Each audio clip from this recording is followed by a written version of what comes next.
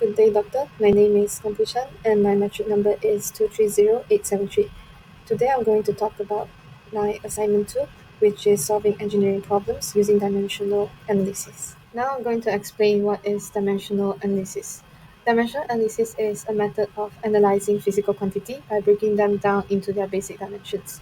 We can use dimensional analysis to understand relationship between physical quantities and simplify complex problems by reducing variables. The engineering system involving fluid flow that I chose will be water distribution network involving pressure drop in the pipe flow. These are the six parameters involved, which are fluid density, viscosity, pipe diameter, average fluid velocity, pipe length, as well as pressure drop.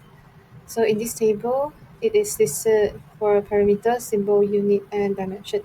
So according to this table, we will get three primary dimensions, which is M, L, and T, which are mass, length, as well as time, respectively.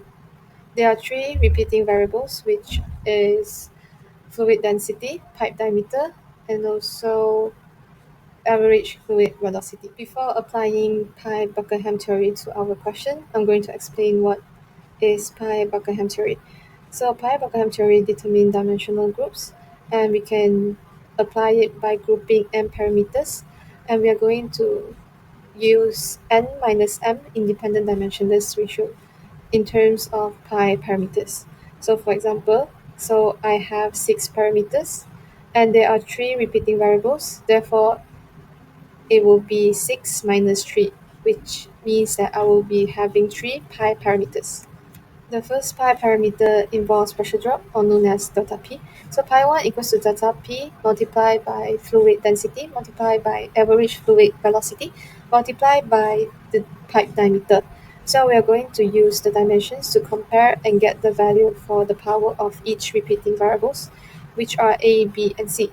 So according to the equation here, at last we are going to get pi 1 equals to delta P over rho V. The second pi involves viscosity. Same thing, but in here we are just replacing our delta P with viscosity. So pi 2 equals to viscosity multiplied by those three repeating variables. And the same thing, we are going to compare and get the power of each D, E, and F. And at last, pi 2 will be equal to fluid viscosity over rho V D, or also equals to 1 over Reynolds number. For the last pi parameter involves pipe length. So pi 3 equals to L multiplied by fluid density multiplied by average fluid velocity multiplied by pipe diameter.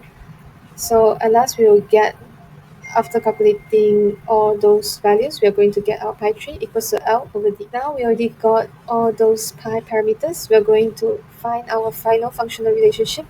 So according to the relationship below, so delta P over rho V equals to F bracket 1 over Reynolds number, comma L over D bracket. Now I'm going to explain why dimensionless groups are important in system optimization. First, dimensionless groups reduce the number of variables in a system using Buckingham pi theory. Second, it reduces the amount of experimental data required. Thirdly, it allows engineers to generalize results from model testing to full-scale systems, and it saves time, cost, and resources in physical testing.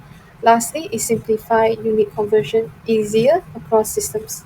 The real-world optimization challenge that I chose will be same as the problem that I chose just now, which is water distribution networks. So in here, water distribution networks must deliver water efficiently across long distances. So the challenge that we face in real world will be the pressure drop, either high or low. So for high pressure drop, it increases pumping energy and risk of low flow at endpoints, whereas low pressure drop causes systems to be over-designed and costly. There are several solutions that we can use to mitigate this real-world optimization challenge. So first is the pipe sizing optimization. Larger pipes can reduce pressure drop but cost more, whereas smaller pipes save space or money. Secondly, pump sizing and placement. More pressure drop means we need more pump heads, and the pump that we choose must have minimum loss of elevation and friction. Lastly, we can also optimize energy rating, pump location within location, and variable speed driving setting. In conclusion, dimensional analysis is a fundamental tool in engineering as it simplifies multivariable problems. It enhances engineering optimization in systems, it optimizes performance, it reduces costs, and it improves efficiency. That will be all from me. Thank you.